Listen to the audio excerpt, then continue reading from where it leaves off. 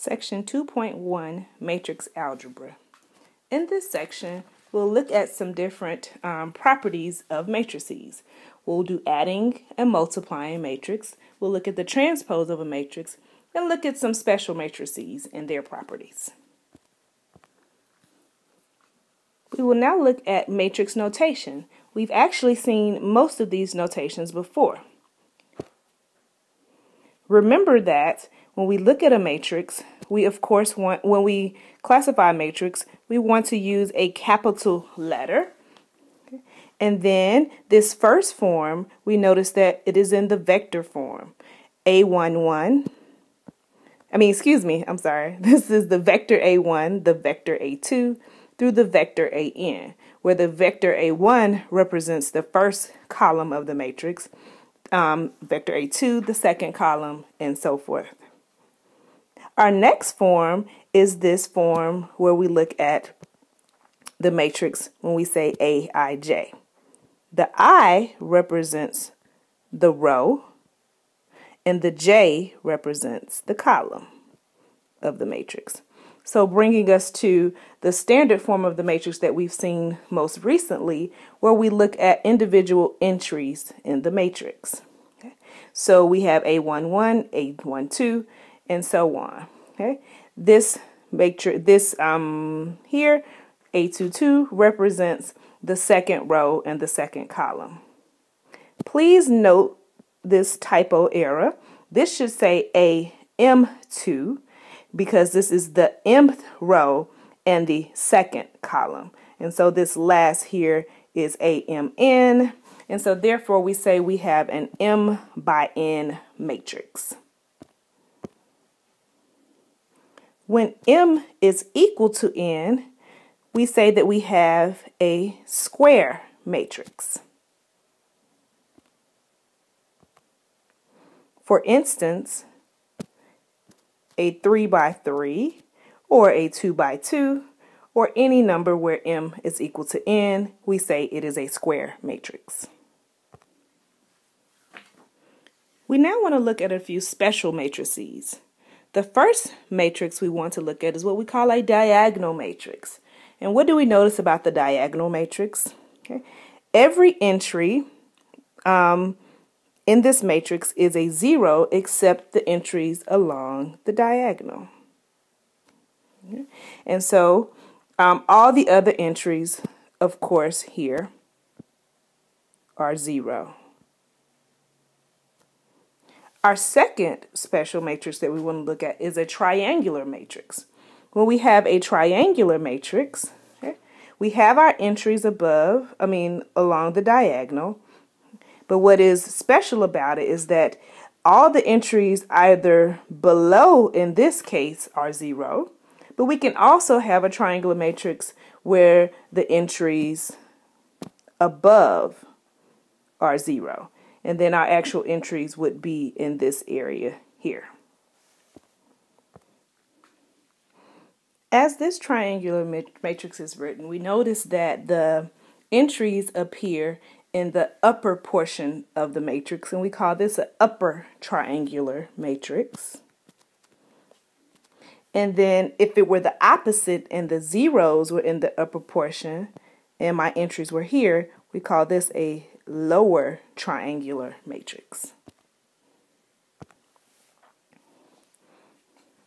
We now want to look at how do we add matrices. The most important thing we must notice is that if we are adding matrices, they must be of the same size. We're first asked to find the matrix A plus the matrix B. Before we perform this operation, we must check the size of each of these matrices. Notice that matrix A is a 2 by 2 and matrix B is also a 2 by 2, so therefore I can add these matrices. When we're adding matrices, we add the corresponding entries. So we first look at the first row in the first column. 1 plus 0 is 1. Then 3 plus -1 is 2, and likewise we get 3, 2. And so the new matrix A plus B is this new matrix 1, 2, 3, 2.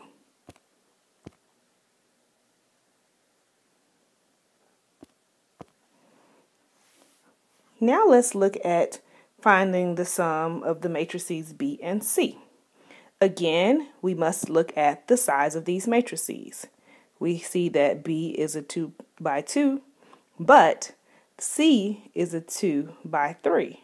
And since these matrices do not have the same size, we say that B plus C is not possible.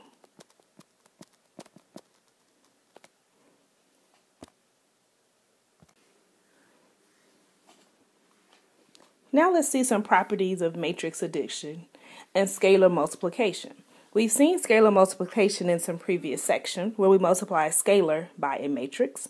And when we do so, that is just the scalar times each entry in the matrix. So some properties we have is that A plus B is equal to B plus A, which is that matrices are hold with the commutative property. They also hold with the associative property. And here, property 3, we notice that A plus 0 equals A. Keep in mind that 0 is the zero matrix, which is a matrix of all zeros. And of course, this matrix must have the same size as the matrix A for this property to hold. If we have scalars, R and S, and add them and then multiply it by a matrix A, it is equal to each individual scalar times the matrix. If we have a scalar and two matrices added together, it is each scalar times each individual matrix. And if we have two scalars, R and S again, and R is multiplied by a scalar times the matrix A, then we can multiply the scalars first, then by the matrix A, and the values are still equivalent.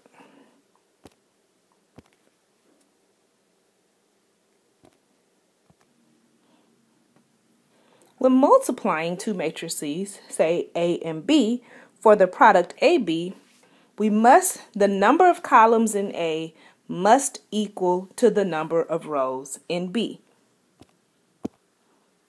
So notice here, N and N are equal. So the number of of columns in A,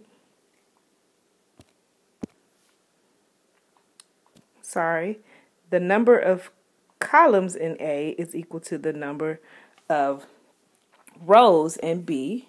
And so therefore, we notice that the size of our new matrix A times B actually has the dimensions of M by P. So what do we say? The inner matrix here, the dimensions must agree, and then our outer values become the size of our new matrix.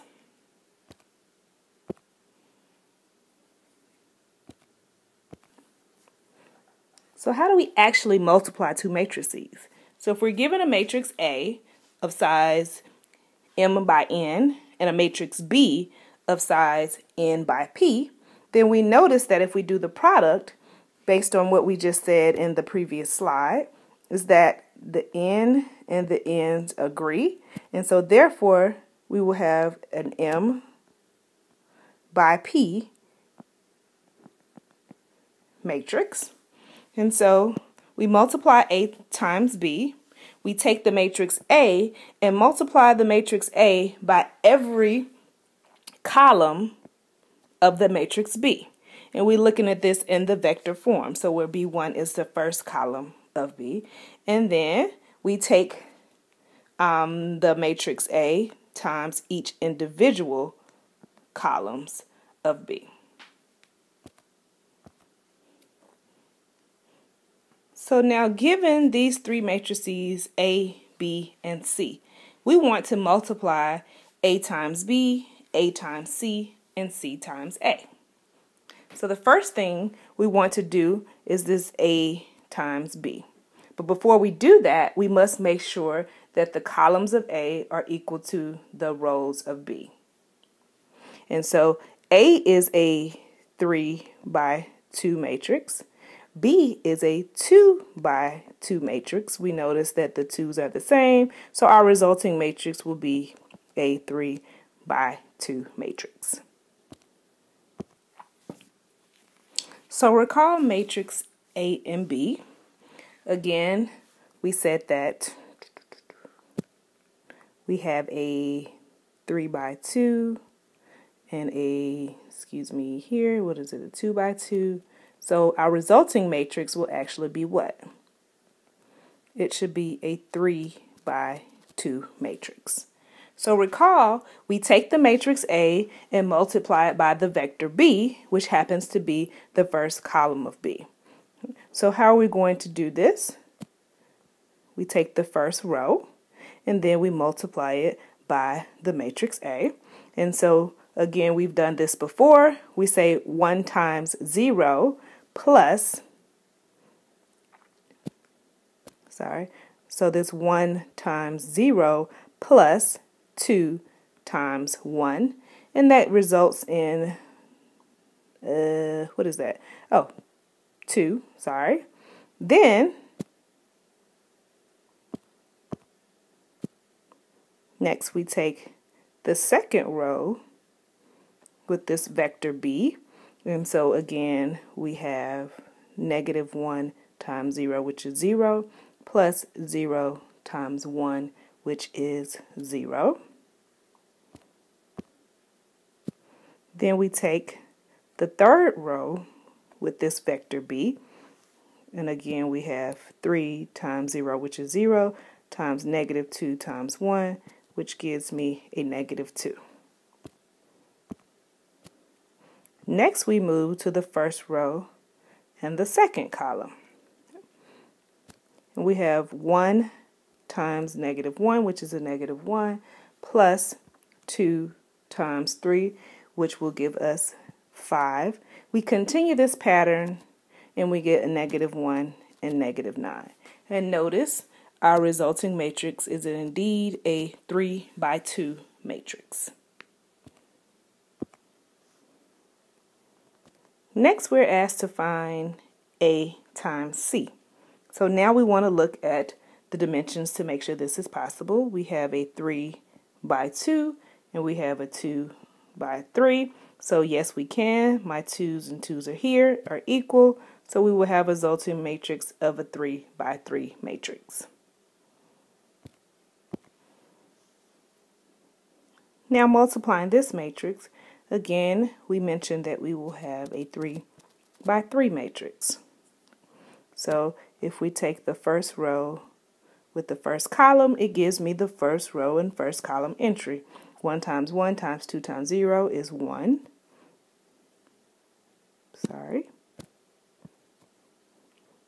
Next, we'll take the second row and the first column, and our entries will result in the following matrix.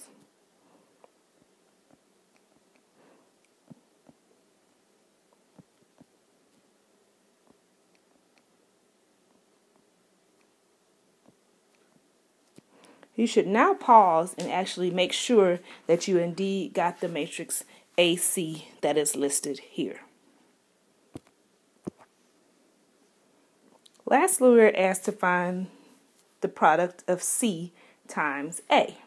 So now we have to look at C first, which is a 2 by 3 matrix, and my A is a 3 by 2 matrix.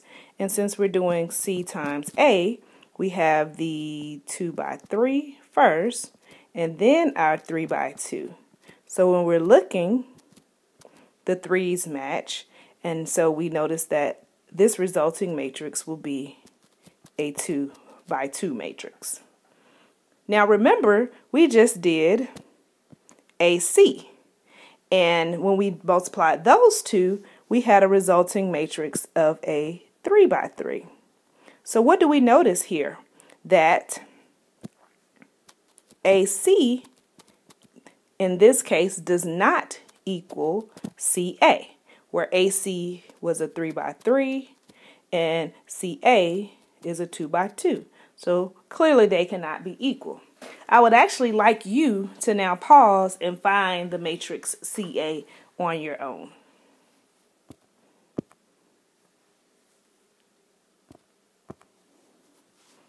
So sometimes we just might want a particular entry in a matrix. So we do not have to find the full matrix to do so. To find the full product to do so.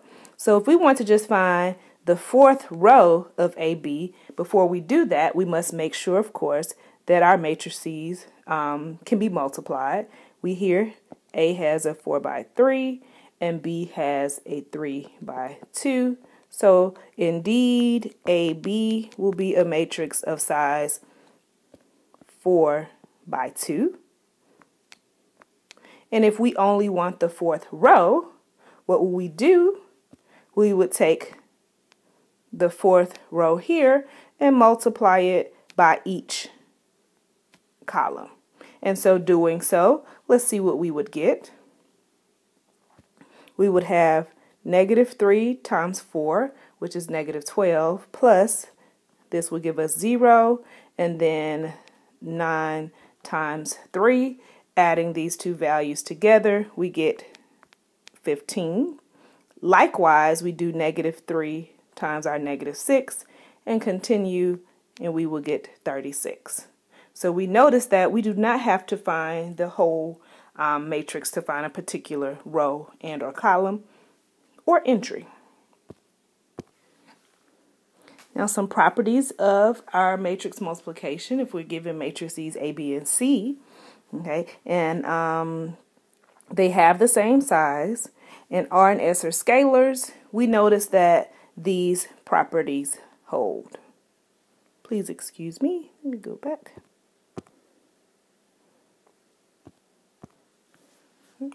Our associative and distributive properties hold, as well as when multiplying scalars, they hold. As we saw in our last section, this IM stands for our identity matrix. It is a square matrix, which is an M by M. And then here we have a square matrix I sub n, which would be, it doesn't have to be a square matrix, I'm sorry. Does it? Yes, our identity matrix would be a square matrix. Now we want to note these properties here. Of course, we saw in an earlier slide that AB is not necessarily equal to BA.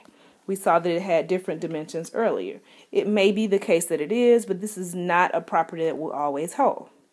Also, AB equaling to 0 does not necessarily mean that our A or our B must be equal to 0. We can multiply two non-zero matrices and still get the 0 matrix.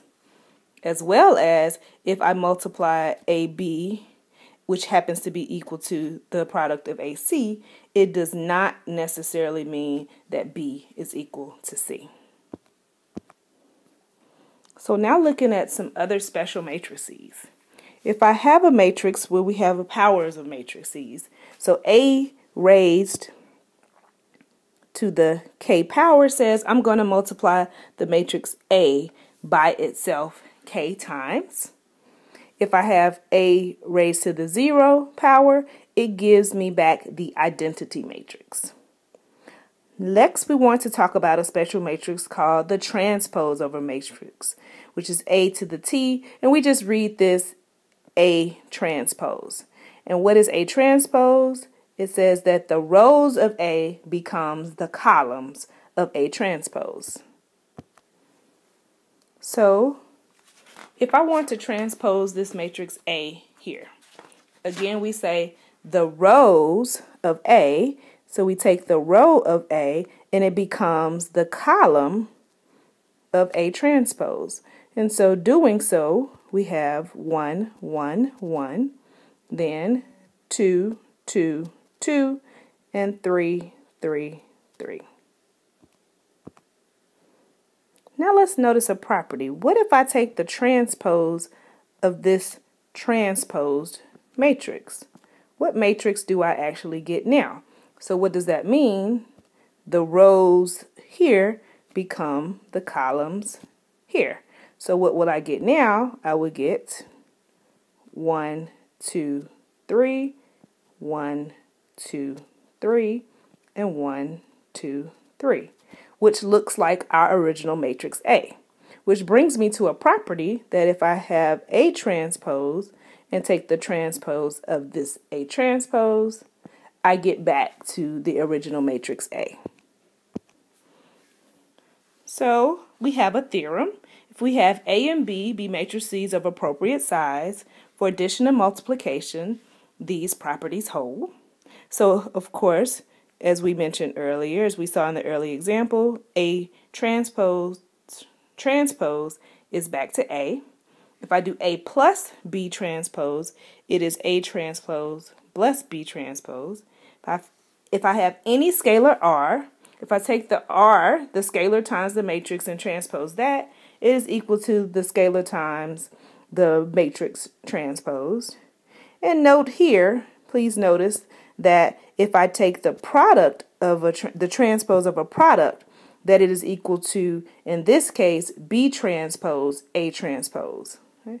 It is not necessarily equal to A transpose B transpose.